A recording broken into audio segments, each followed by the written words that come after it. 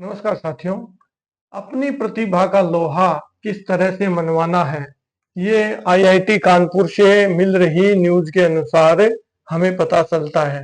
कोई व्यक्ति जिसे रिजेक्ट कर दिया जाता है और जिसको अंतिम समय तक ये नहीं पता होता है कि वो व्यक्ति किसी कोर्स में अथवा किसी कंपटीशन में है या नहीं, और उसके बाद में उस व्यक्ति की प्रतिक्रिया किस तरह से लोगों को अपनी ओर आकर्षित करती है, ये हम आज इस खबर से जानेंगे। तो बात करते हैं आईआईटी कानपुर की, जहां एक छात्र जो साइबर सिक्योरिटी कोर्स में प्रवेश लेना चाहता था और उसे प्रवेश नहीं मिल सका कुछ तकनीकी कारणों के चलते, तो वो छात्र नाराज हो गया और आईआईटी कानपुर की वेबसाइट को हैक करके उसने फेयर चांस का संदेश छोड़ दिया।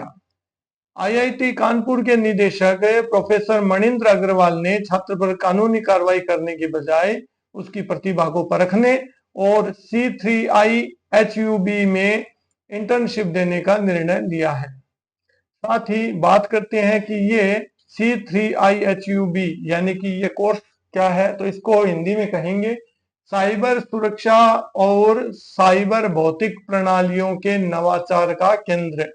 आईआईटी कानपुर में ये स्थापित है और राष्ट्रीय अनुसंधान और नवाचार केंद्र है। इसे भारत सरकार के विज्ञान और प्रौद्योगिकी विभाग DST द्वारा राष्ट्रीय अंतर विषयक साइबर भौतिक प्रणाली मिशन NMICPS के तहत एक गैर लाभकारी संस्थान के रूप में वर्ष 2020 में शुरू किया गया था। सरल शब्दों में कहा जाए तो यह देश को डिजिटल खतरों से बचाने और साइबर सुरक्षा के क्षेत्र में आत्मनिर्भर बनाने के लिए काम करने वाली एक विशेष संस्था है।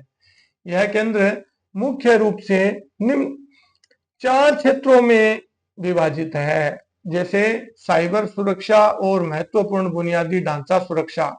यह केंद्र बिजली ग्रिड, बैंकिंग, ऑटोमेटिव क्षेत्र और रक्षा प्रणालियों जैसे देश के महत्वपूर्ण इंफ्रास्ट्रक्चर की साइबर सुरक्षा पर काम करता है। सुरक्षा प्रणालियों में मौजूदा कमियों को ढूंढना और उन्हें ठीक करने के लिए टूल्स विकसित करना इसका मुख्य काम है। स्टार्टअप्स को बढ़ावा देना।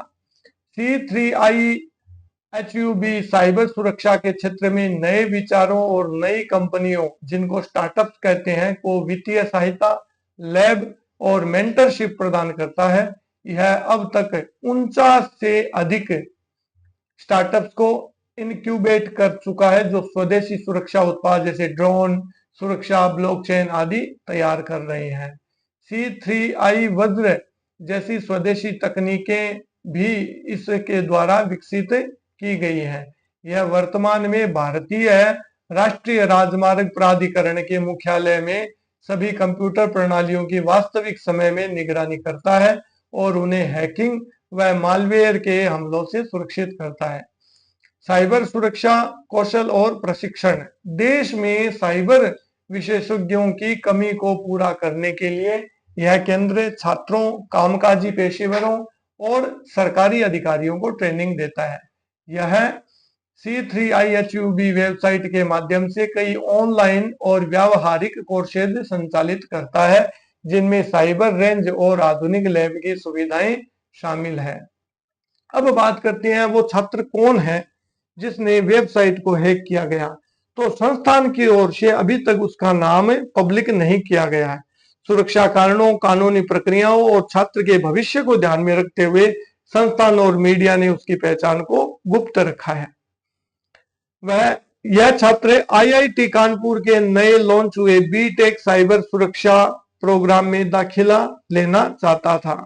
प्रारंभिक स्क्रीनिंग के दौरान आवश्यक अनुभव या मानदंडों की कमी के कारण उसका आवेदन रिजेक्ट हो गया था।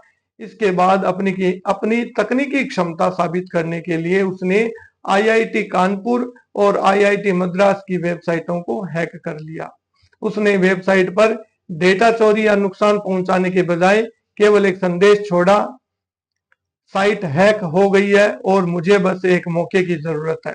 आईआईटी कानपुर के निदेशक प्रोफेसर मनिंद्र अग्रवाल ने बताया कि एडमिशन की प्रक्रिया तो पूरी हो चुकी है, इसलिए उसे सीधे एडमिशन देना तो नहीं हो सकता। हालांकि छात्र की प्रतिभा को देखते हुए उसे कैंपस में बुलाकर एक तकनीकी मूल्यांकन परीक्षा ली जाएगी। यदि वह इसमें सफलता अर्जित कर लेता है तो उसे C3IHUB में इंटर्नशिप का मौका दिया जाएगा। इस तरह से ये जो घटना है वो यहाँ पर उभर करके आ रही है और हमें ये ध्यान रखना चाहिए कि प्रतिभाएं देश के किसी भी कोने में और किसी भी परिस्थिति में हो सकती हैं। उन प्रतिभाओं को हमें पूर्ण स्नेह के साथ उनको एक अवसर प्रदान अवश्य ही करना चाहिए। बाकी आपकी क्या राय है इस बारे में, आप अपनी राय कमेंट बॉक्स में जरूर दीजिएगा।